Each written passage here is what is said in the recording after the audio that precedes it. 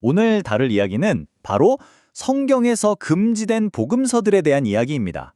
거의 2000년 동안 의도적으로 성경에서 쏙 빠져버린 잃어버린 복음서들이죠. 과연 어떤 내용이 담겨 있었을까요? 자, 이런 상상 한번 해볼까요? 만약 우리가 지금 알고 있는 성경이 완전한 버전이 아니라면요. 거의 2000년이라는 어마어마한 시간 동안 누군가에 의해 철저히 억압되고 깊숙이 숨겨져 왔던 고대 문서들이 더 있다면 어떨까요? 이 문서들은 무려 2000년 동안 이단적이다, 악마의 글이다 이런 식으로만 알려졌어요. 근데 진짜 흥미로운 게 뭔지 아세요? 정작 그 글들을 직접 읽어본 사람은 아무도 없었다는 겁니다. 그냥 2세기 주교였던 이레네우스 같은 이 글들을 아주 맹렬하게 비난했던 반대자들의 말을 통해서만 그런 게 있구나 하고 짐작만 할 뿐이었죠. 자, 그럼 이제부터 이 거대한 미스터리를 한번 제대로 파헤쳐 보겠습니다. 이야기는 고대 역사에서 현대로 아주 극적으로 넘어오게 되는데요. 바로 사막 한가운데서 벌어진 정말 놀라운 발견 이야기입니다. 때는 1945년 이집트의 한 농부가 비료로 쓸 흙을 파려고 절벽 근처 땅을 파고 있었어요. 그런데 뭔가 툭 하고 걸리는 겁니다. 보니까 커다랗고 단단히 봉인된 점토 항아리였죠. 그리고 그 안에서 무려 13권이나 되는 가죽으로 엮인 고대 책들이 쏟아져 나온 겁니다. 여기에는 50개가 넘는 문서들이 들어있었죠. 근데 정말 아찔한 건 이 가치를 따질 수 없는 고대 도서관이 하마터면 그냥 불쏘시개, 땔감으로 쓰일 뻔했다는 거예요. 정말 영화 같은 기적적인 발견이었죠. 아니, 그럼 이렇게 중요한 문서들이 대체 왜 땅속 깊은 곳에 묻혀 있어야만 했을까요? 도대체 누가, 그리고 무슨 이유로 이 엄청난 지식들을 꽁꽁 숨기려고 했던 걸까요?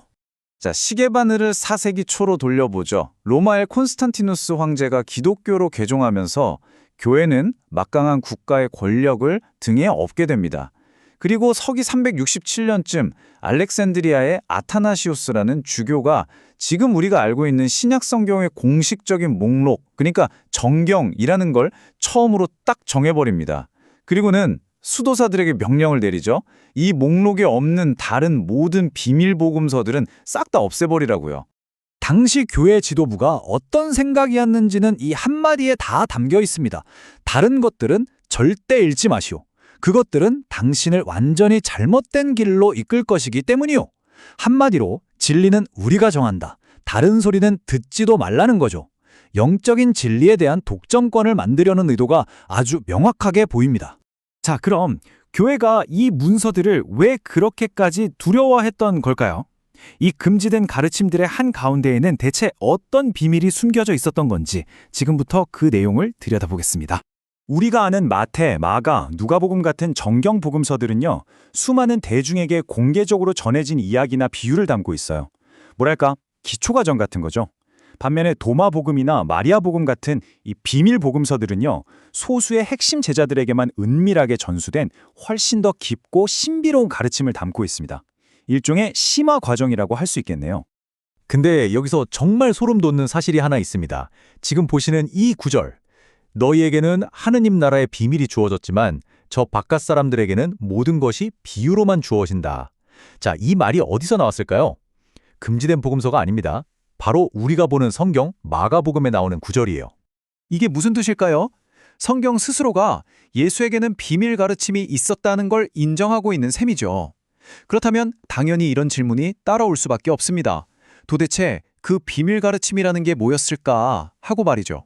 이 비밀 가르침들은요, 결국 우리가 알고 있던 것과는 사뭇 다른, 어쩌면 전혀 다른 종류의 기독교, 그리고 다른 차원의 신앙을 우리에게 보여줍니다. 이 문서들의 가장 핵심적인 개념이 바로 그노시스예요. 이게 지식을 뜻하는 그리스어인데요. 여기서 말하는 지식은 그냥 책으로 배우는 지식이 아니에요. 교리를 그냥 믿는 게 아니라 신적인 존재를 직접적으로 그리고 개인적으로 체험하고 통찰해서 얻는 알을 통한 구원을 의미합니다.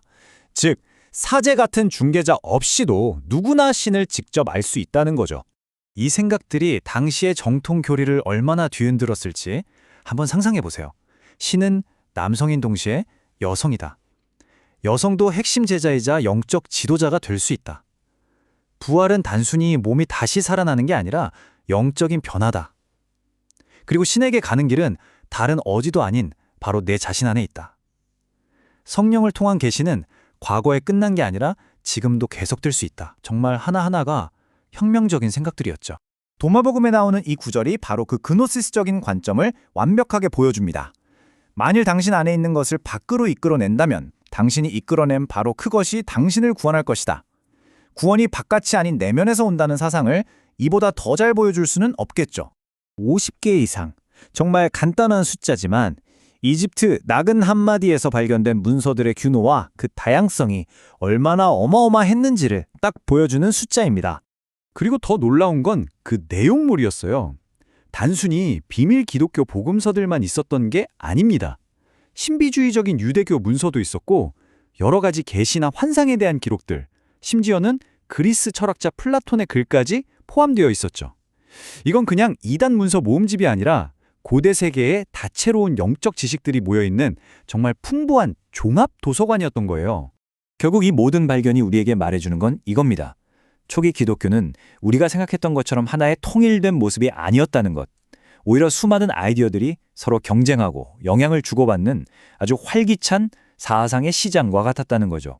자, 마지막으로 여러분께 이 질문을 던지면서 마무리하려고 합니다. 만약에 이 수많은 다른 복음서들이 역사 속으로 사라지지 않고 우리 곁에 계속 남아 있었다면 오늘날 우리의 세상은 과연 어떤 모습이었을까요? 이 잃어버린 도서관이 우리에게 던지는 아주 깊고 중요한 질문이라고 생각합니다.